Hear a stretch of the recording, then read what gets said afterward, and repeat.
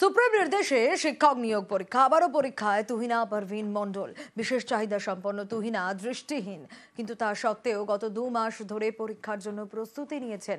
আবারও চাকরি ফিরে পাওয়ার আশায় তুহিনা। মহিষাদলে ফের পরীক্ষায় যোগ্য কার্তিক আদকো। তুহিনা 2 মাস ধরে প্রস্তুতি নিয়েছে, ফের পরীক্ষায় বসছেন তিনি।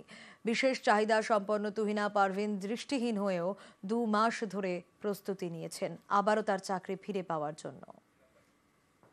হারাবার যন্ত্রণা এবং ব্যথা দুটোই খুবই বেদনাদায়ক। হয়তো জানি না কি হবে, মনের অবস্থা একদমই ভালো নেই। আমার এমনিতে নানান রকমের ডিজিজ আছে, তো এসেছি পরীক্ষা দিতে মনের সাহস নিয়ে। জানি না কি হবে, তবে চেষ্টা করব আপ্রাণ, কারণ এই চেষ্টাটাই শুধু আছে। আর কি করতে পারি বলুন? আমি একজন ভিজুয়ালি ইম্পেয়ার্ড, আমাকে স্ক্রাইব দিয়ে এক্সাম দিতে হয়। অনেক কষ্ট করে দাদা এই জায়গাতে এসেছি, অনেক কষ্ট করে, অনেক কিছু পেরিয়ে আমাকে এখানে আসতে হয়েছে। তারপরেও যখন এত বড় একটা বাধা বিঘ্নতার সম্মুখীন হলাম, কিছু করার নেই, সবই মেনে নিতে